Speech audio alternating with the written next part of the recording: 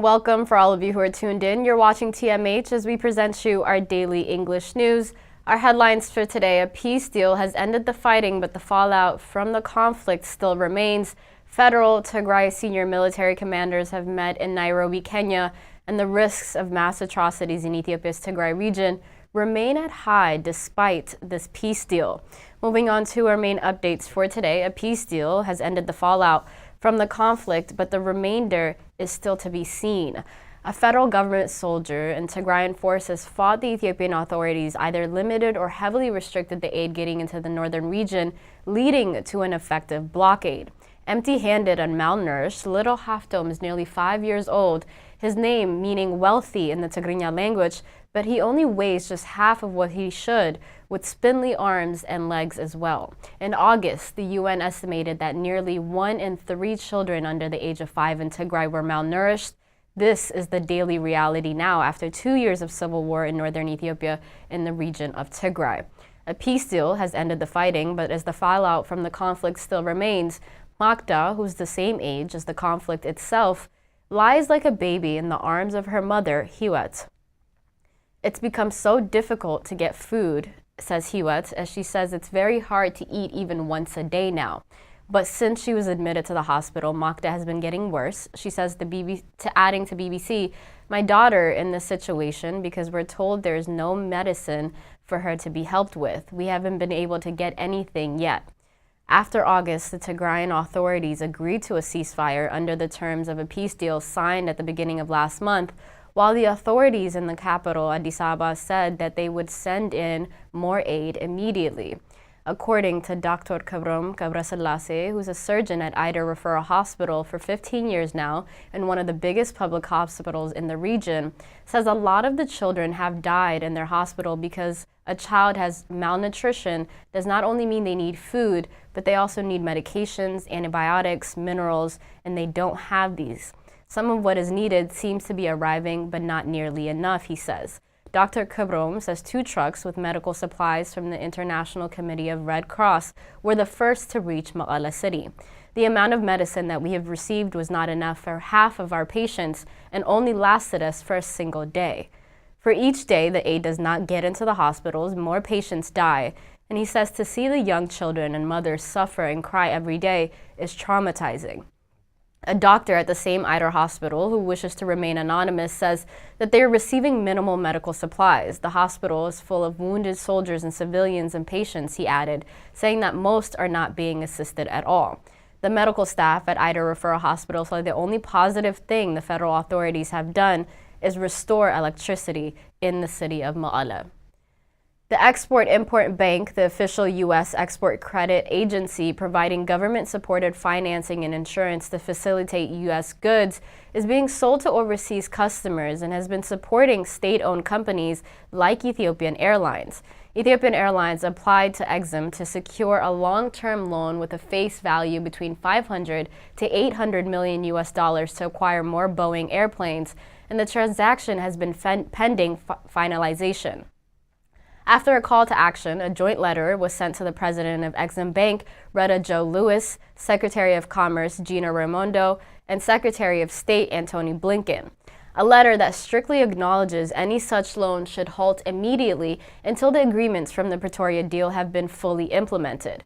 A joint letter from 3 members of Congress, Brad Sherman, Ilhan Omar, James McGovern, states, during the testimony before the House of Foreign Affairs Committee last month, in response to Congressman Sherman's questioning, as the U.S. Assistant Secretary for African Affairs Molly Maffei committed that the U.S. would not support loans to Ethiopia until the Ethiopian government does in fact fulfill its obligation under the peace agreement, including unrestricted humanitarian aid, protection for civilians, human rights monitoring, and the restoration of services.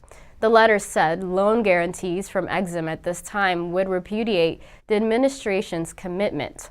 Assistant Secretary Fee said, "We have made clear to the leaders of the Ethiopian government that the implementation full of the agreement reached in Pretoria and elaborated in Nairobi is essential to restoring the partnership that we previously enjoyed and agreed on," she said.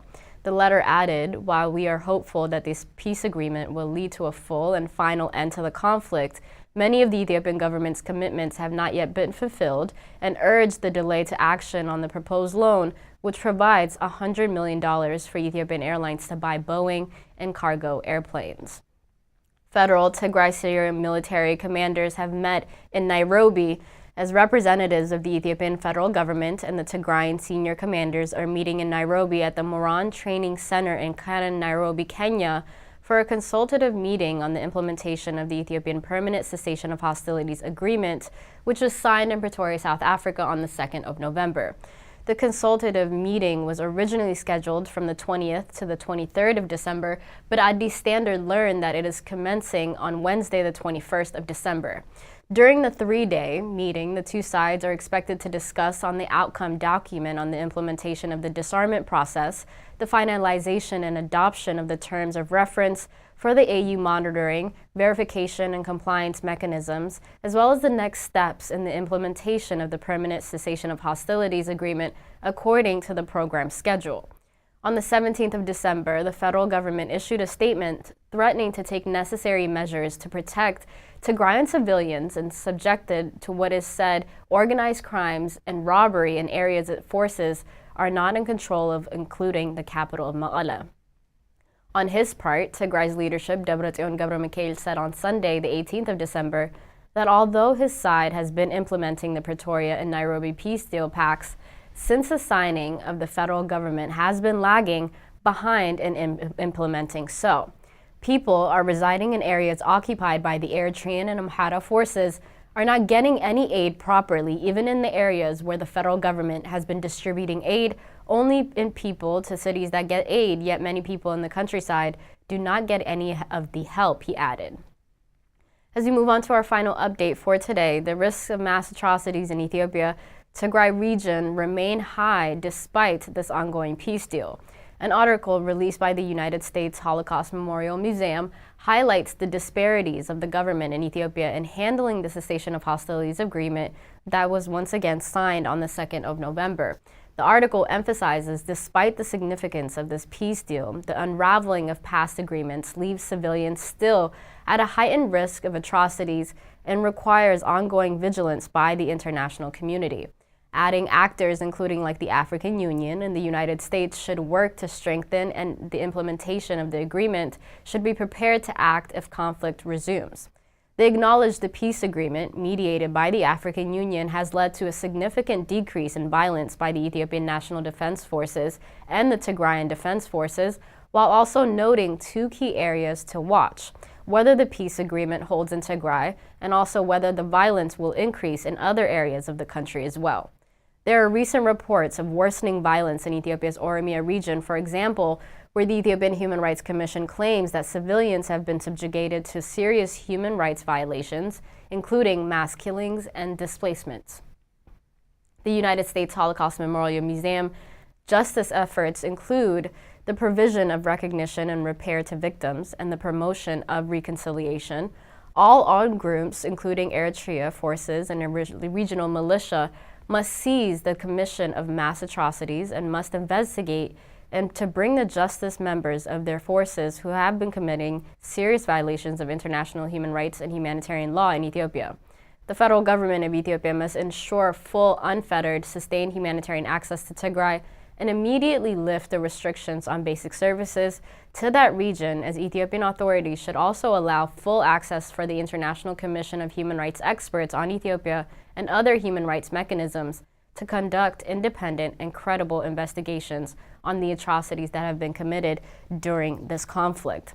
And finally, the international community must avoid the complacency as the parties implement the agreement to seize the hostilities, as well as to remain vigilant in the event of the potential unraveling of the agreement and the rapid deterioration of the situation. International actors should give serious consideration to all of the following actions, they concluded with. On that note, that concludes our news for today. Thank you so much for tuning in. Bye-bye.